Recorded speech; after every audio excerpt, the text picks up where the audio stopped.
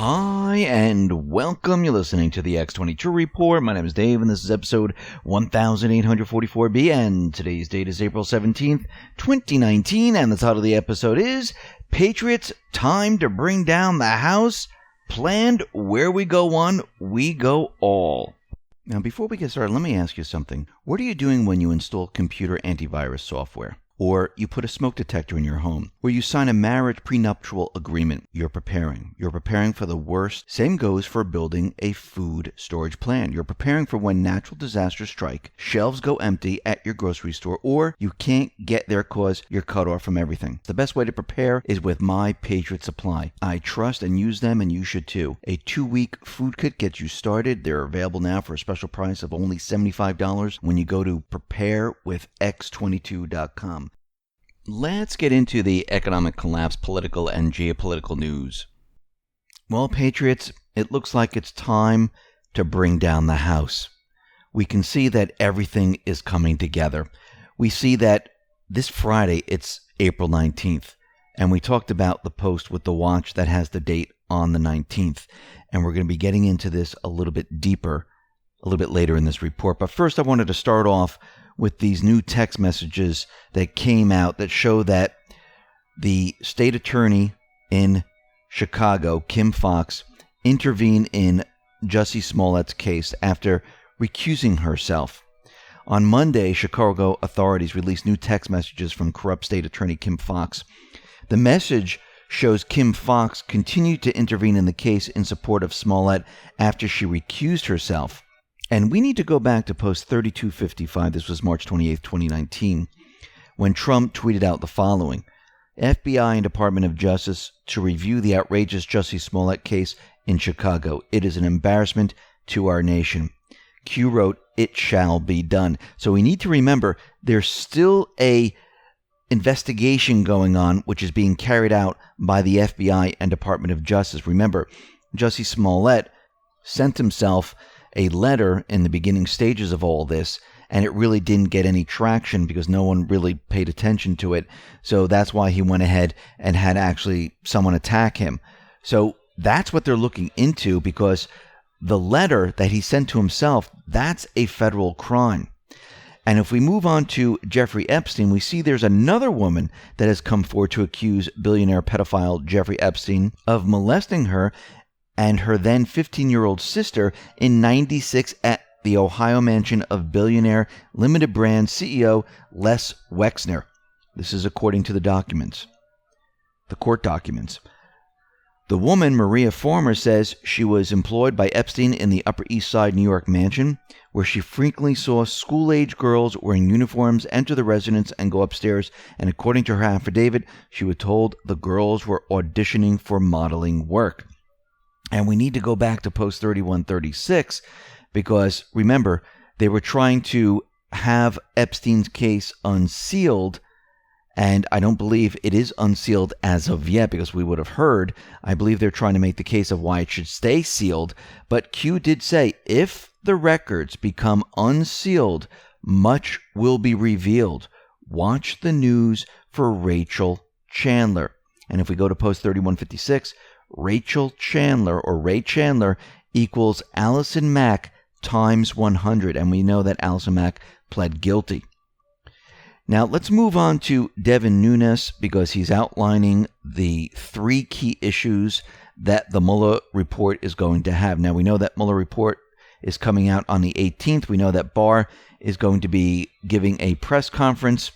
And Devin Nunes said the following: there are 3 areas of the 2016 CIA FBI intelligence operation that deserve answers. 1. The targeting framing of Michael Flynn and the positioning of a false narrative around innocuous Russian contacts. 2. The use of Joseph Mifsud as an asset by the CIA FBI running counterintelligence operations against the Trump campaign. And number 3, the Trump Tower meeting as organized by Fusion GPS. Additionally, for the first time, Nunes confirms that it was Robert Mueller who blocked delivery of documents to the House investigative committees. It was Mueller and Rosenstein who were protecting Department of Justice interests by using the Russia probe as a shield. Now, Q has told us many times before that they were using the Mueller investigation as a blockade, a firewall. Now, with the Nunes confirmation that Mueller used his probe to keep Congress away from the documents adverse to his interest, that increases the likelihood that Mueller deployed the same strategy with IG Michael Horowitz. And only after Mueller was completed was the IG office allowed unfettered access to the evidence, hence all the delays. Now, since the Mueller probe has come to an end, the Mueller report is being released, we can see now that other things, they're coming to an end. Mueller's team now has withdrawn from two high-profile cases that spun off from the probe. Jeannie Rhee filed notice in the federal court that she's withdrawing as an attorney of record from the Russia troll farm case against Concord Management Internet Research Agency, which we knew was fake, phony, and false. And Samuelson then noted that Rhee also withdrew from the case against Trump confidant Roger Stone and Mueller's mystery grand jury case as well.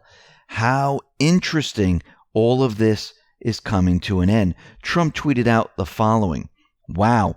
FBI made 11 payments to fake dossier discredited author, Trump hater Christopher Steele at OANN at Judicial Watch. The witch hunt has been a total fraud on your president and the American people. It was brought to you by Dirty Cops, Crooked Hillary, and the DNC. Now, why is he doing all this? He's continually laying the groundwork because what is coming? The Mueller report and then the Declass. And since the Mueller report has come to an end, and we know that Mueller and Rosenstein, they were the blockers of everything the House at the time was asking for, well, remember, everything moves to the Senate. The Senate was the key. So now we have the Senate that is going to continue the investigations. So we know that the FBI drafted a secret and highly classified memo in 2016 regarding the Bureau's mid-year investigation into Hillary Clinton's use of a private server that she used to send classified government emails but never submitted it to then Deputy Attorney General Sally Yates, according to a letter written by 3 Republican senators and delivered to Attorney General William Barr. Chairman of the Senate Judiciary, Lindsey Graham, Chairman of the Senate Finance Committee, Charles Grassley, and Chairman of the Senate Homeland Security Committee, Ron Johnson, sent the letter to Barr Wednesday requesting information obtained by Inspector General Michael Horowitz about the Bureau's secret memo. They said, now that the special counsel's investigation has concluded, we are unaware of any legitimate basis upon which the department can refuse to answer the Judiciary Committee's inquiries. So last year, the Senate Judiciary Committee sent a classified letter to Department of Justice Inspector General Michael Horowitz requesting the information he referred to in the appendix of the report. And this is the report, a review of various actions by the Federal Bureau of Investigations and Department of Justice in advance of the 2016 election. At the time, Grassley was the chairman of the Judiciary Committee. The letter stated that on July 31, 2018, the Judiciary Committee requested a briefing on the steps the department has taken or plans to take in light of the report findings. They were denied and briefing due to Special Counsel Robert Mueller's ongoing investigation. So this has all come to an end, and we can see they want this information. And do you think they're going to get this information now? Of course they are. And this is going to open up all new doors. Let's go back to post 3190. Sarah Sanders said the following. They literally accused the President of the United States of being an agent for a foreign government. That's equivalent to treason. That's punishable by death in this country. Q says, without a blockade shield, they are left vulnerable, exposed. If we go to post 2444, Q says, Declass overrides all potential House blockades. POTUS has ultimate authority. Now, we're going to be getting into this a little bit later in this report, but just remember post 2444, where Declass overrides all potential House blockades. Now, what's very interesting is that they're doing everything they possibly can. When I say they, I'm talking about Schiff, Maxine Waters, Elijah Cummings, Nadler. They're doing everything to try to get Trump. because the insurance blockade is completely gone. They're desperate. They have now signed a secret MOU, and this is Memorandum of Understanding.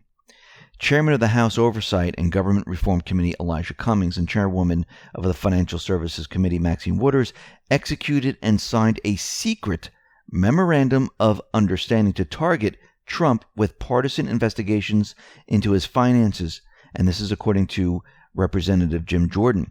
Now, according to the letter sent from Ranking Committee member Jim Jordan to Cummings, the secret memos have also been signed by House Intel Chairman Adam Schiff. It was repeatedly stated that he has vowed to continue to investigate the president, even though Mueller concluded Trump did not conspire with the Kremlin during the 2016 election. Now, Congressman Jim Jordan, he's requested that Elijah Cummings answer very specific questions about the secret memos. He says, if you intend to continue to use the committee's limited resources to attack Trump for political gain, I hope that you will at least be transparent about your actions.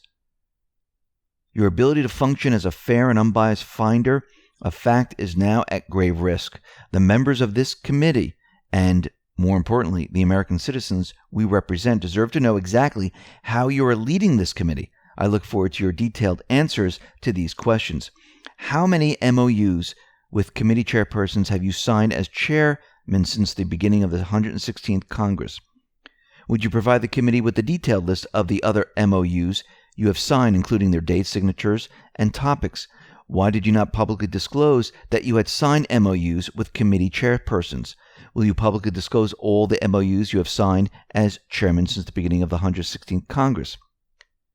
Why did you choose not to consult with any Republican members before signing the MOUs? Have you signed any MOUs as chairman with any entities outside the House of Representatives relating to the committee's oversight or legislative work? And he goes on asking all these questions. And he finally tweeted out the following. It's ironic that the Dems continue to talk collusion when they're the ones actually colluding. We learned that Dem chairmen have secret memos of understanding to coordinate their partisan investigations on the president. So they're panicking right now. They don't know what to do. And you can see that it's all coming down around them. Now, down at the border, we understand we have a major, major problem here.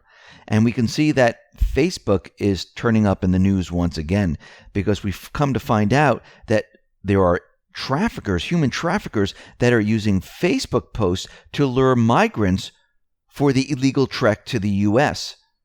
And what's very interesting is they're promising them money, they're promising all these different things, and it is very, very dangerous. And in Arizona, we see Yuma Mayor Douglas Nicholas. He proclaimed a local emergency in the state, and he said he's shutting the doors to illegals. We just can't keep up with them. This is ridiculous. So Trump tweeted out the following. Democrats in Congress must return from their vacations and change the immigration laws, or the border, despite the great job being done by Border Patrol, will only get worse. Big sections of wall now being built. So we have a major problem down there. A lot of the Dems are on vacation. He's calling them back, saying, you got to come back. We need to do something about this. Arizona is being overrun. We have ads being placed in Facebook, and Bill Barr is clamping down on catch and release. And what he's doing right now, he struck down a decision allowing some asylum seekers to request release on bond in front of an immigration judge, a decision that expands indefinite detention for migrants. And he's saying that we can't have this anymore. And we know that Trump is now sending a lot of these illegals back to Mexico. We see that a lot of things are being done. And if you look at some of these records here, you can see that things have skyrocketed. U.S. Immigration Court, overseen by the Justice Department, have become overloaded as the number of pending cases have jumped more than 26% since October 2017, from 655,000 to 830,000. Now, Barr's decision applies to migrants who have illegally entered the United States, as well as those apprehended within the country. And Barr's decision is a result of a review begun under Attorney General Jeff Sessions in October. So we can see there's a lot going on in the border, and yes, there is a national emergency. Now, Trump has now issued his second veto, and he delivered the second veto on the Yemen bill that was out there to stop the war, or to stop the American participation in the war in Yemen. Now, I do not like war, but I can see why Trump doesn't want this to happen as of yet. Remember, he's still dealing with the deep state. And think about these individuals that voted to have the U.S. out of Yemen. Think about why they would want this. Go back to Syria. When everyone thought that Trump was in Syria going after the Syrian armed forces and allowing the Islamic State to gain more territory, when Trump bombed certain areas in Syria, he wasn't doing this to help the deep state, the paid mercenaries. He was doing this to stop them. We have the same thing happening in Yemen. And if he allowed this to go through, it would remove what he can do in Yemen to stop the deep state. He's not trying to push a war in Yemen. He's trying to stop it. And he's not fighting against the Houthi forces. He's going after those individuals that are continually pushing this war. I mean, we need to go back during Obama's presidency. Back then, many of the powerful Democrats backed the Obama administration participation in the war. And now, what do we have? We have them saying, we need you to stop the war in Yemen. Why the about face? Well, the reason for that is because Trump is not on their side. Trump and the military, they're not doing what they were doing in the past. Everything has turned around. Remember Syria. Remember North Korea. It's happening in Venezuela. The same thing.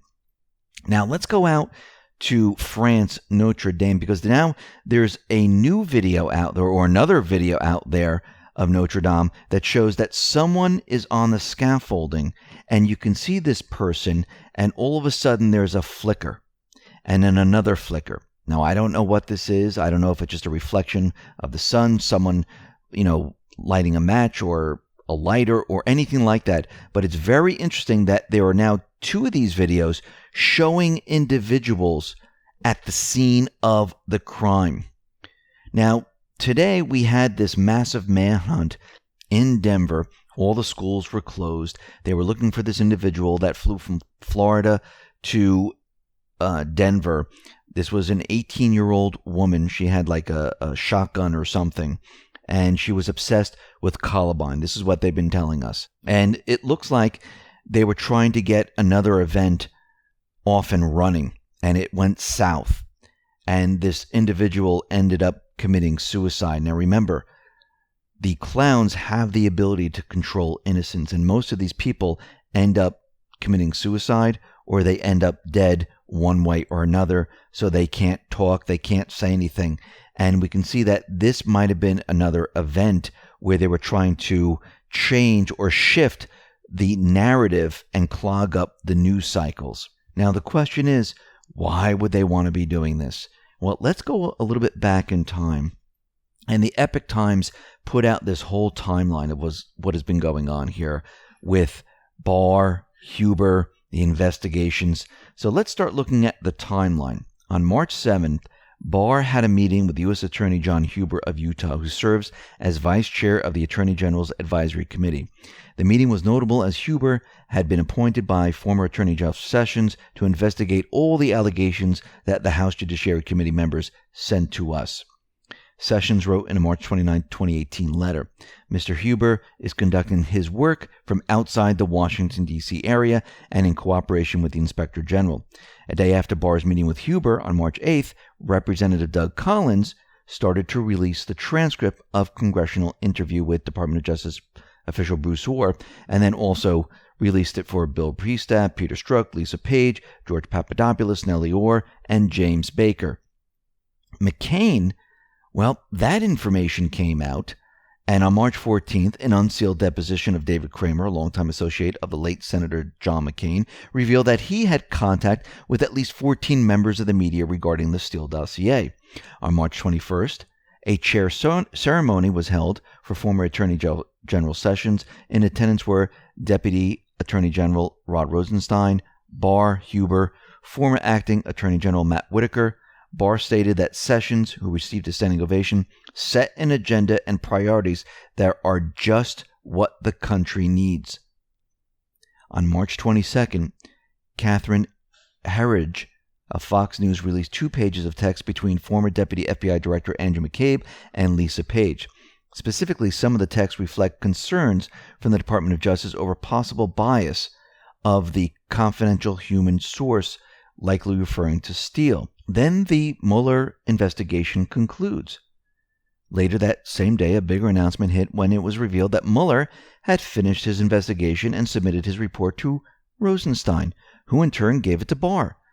The investigative conclusion also meant that Mueller wouldn't be recommending any further indictments. In other words, the special counsel investigation had finally concluded without making one single Russian collusion-related indictment.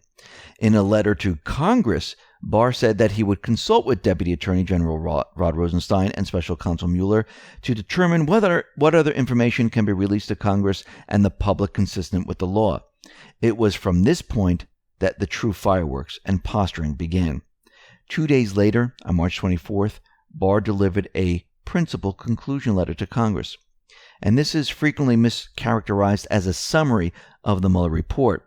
Barr's letter specifically noted that I am writing today to advise you of the principal conclusions reached by Special Counsel Mueller and to inform you about the status of my initial review of the report he has prepared. Barr noted that he reviewed the special counsel's finding on the matter of collusion and consulted with department officials. He and Rod Rosenstein concluded that the evidence was not sufficient to establish that the president committed an obstruction of justice. Barr continued noting that the report identifies no action that in our judgment constitute obstructive conduct. This conclusion can also be arrived at through the application of simple logic. The president was told 3 times by FBI Director Comey that he wasn't under investigation. Therefore, Trump couldn't obstruct an investigation of himself if he didn't know there was one. So Horowitz's probe is going to conclude in months at this time, following the delivery of Barr's letter to Congress. And a slew of other news came out. On March 25th, Representative John Ratcliffe went on Fox News and stated that he had talked to Department of Justice Inspector General Michael Horowitz very recently to get an update in terms of timing. And they're saying that his report's going to be released in May or June. Ratcliffe also noted that Huber, the U.S. Attorney in Utah, has been dispatched to look into criminal aspects that might be associated with Horowitz's work. Giuliani then came out and called for an investigation into the origins of the collusion claims, saying this had to come from somewhere. It didn't just come out of thin air. I want to know who did it, who paid for it, who fueled it, because the person who did it and the group who did it knows it's untrue because they invented it. And you can see they're laying the groundwork slowly but surely. Then we had Trump come out. He said there's a lot of people out there that have done some very, very evil things, very bad things. I would say treasonous things against our country. The president closed his comments by stating it was a false narrative. It was a terrible thing. We can never let this happen to another president. Then we had Brennan change his tone. Hey, I received bad information, but I think I suspected there was more than there actually was. So now he's backtracking. Then we had Michael Avenatti. He was arrested. He was indicted. I mean, think about what is happening here. He was on the forefront with Stormy Daniels, and now he's arrested. And now the White House is on the offensive. Tim Murtaugh, the director of communications of President Trump, sent out a March 25th memo to all television producers regarding the credibility of certain guests. In particular, the memo cited a list of guests who made outlandish false claims without evidence on your airwaves. Senator Richard Blumenthal, Representative Adam Schiff, Representative Nadler, Representative Eric Swalwell, DNC Chairman Tom Perez, and former CI Director John Brennan. The memo asked the producers to employ basic journalistic standards when booking such guests. Then we had the calls for Schiff to resign. And then we had Senator Rand Paul ask the question, was Obama involved in all this? How does he fit into this? We need to discover, was President Obama involved? Was this done for partisan purposes? Was this done to try to elect Hillary Clinton? Was this done with malintent? Meanwhile, the mainstream media, they continued their denial that they did anything wrong, that they reported the Russian collusion narrative just the way they thought it happened, and they have no reason to apologize. And then, on April 1st, Biden steps into the picture, which brings up Ukraine, puts him on all the news pages with all these women coming out and children and all the pictures showing that he's creepy. That wasn't the real story. That was to get his name out there. So the real story could be hooked to it. And that was about Ukraine, about his son's role, and how Obama got rid of the prosecutor in Ukraine to protect Biden. Giuliani came out and said, you know something? We should really be looking into Ukraine and Biden's role. And then we had the criminal referrals. On April 9th, Attorney General Barr attended a hearing in front of a House Appropriations Subcommittee. The hearing, which was scheduled to be about the Justice Department budget, it turned out that they wanted to ask him about Mueller's report instead and what he wrote in his letter. Well, the same day that Barr's hearing was going on, we had the House Judiciary Committee held a hearing on hate crimes and the rise of white nationalism. And during the hearing, Representative Ted Lieu played a shortened and misleading clip of Candace Owens, who attended the hearings, and Owens listened to the clip, and she got angry, and she held back, and then she let him have it. And this was the most watched video on C-SPAN history. Now, on April 10th, Representative Meadows noted that Mueller, the report, would be released shortly. But more importantly, he divulged that Special Counsel Mueller and his team were actively assisting Barr in the preparation of the redactions. The same day, Trump blasted Comey and former FBI Director McCabe as dirty cops, saying that this was an attempted coup. This was an attempted takedown of a president. On April 10th, Barr appeared again at the congressional budget hearings, and he was asked the question, do you think spying occurred? And he says, yes, I believe spying on the president did occur. Then we had, on April 11th, WikiLeaks founder Julian Assange was evicted from the Ecuadorian embassy. And we can see there was an indictment that was brought to the forefront that was created back in March 2018. Now remember, Q has been telling us we have the source. Then we had the former Obama White House counsel charged with making false statements and concealing material information about his activities on behalf of Ukraine. On this same day, Devin Nunes sent his 8 criminal referrals to Barr. On April 12th, the day following Assange's arrest, Giuliani stated that Julian Assange could expose a plot involving Ukraine. On April 15th, it was reported that the Department of Justice was planning on making the Mueller report public on the morning of April 18th. Now think about everything that has happened here. It was planned perfectly. And you can see the parts where they were preparing the public. I know there's a lot missing from Trump making all those tweets and all this information, but you can see that Barr brought in the word spying. This is coming from the Attorney General. This is not conspiracy theory out in La La Land. Then we had an Obama White House individual arrested, showing that Obama's presidency, well, it looks like there was scandal involved. There was corruption involved.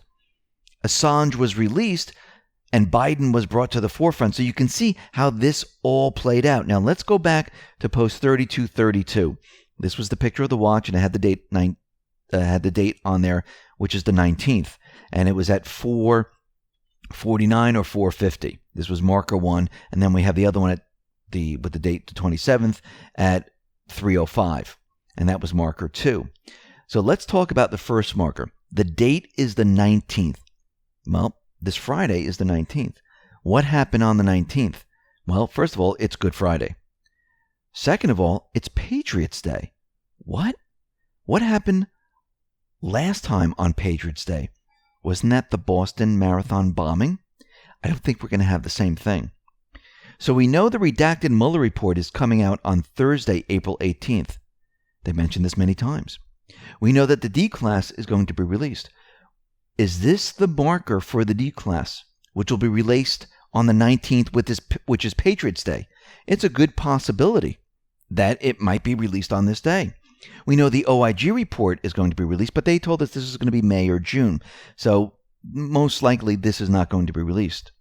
We know that the criminal referrals have been sent to bar. Will this be announced of who they are? Maybe. But I'm leaning towards the Declass right now. Now let's go back to post 2444. Declass overrides all potential House blockades.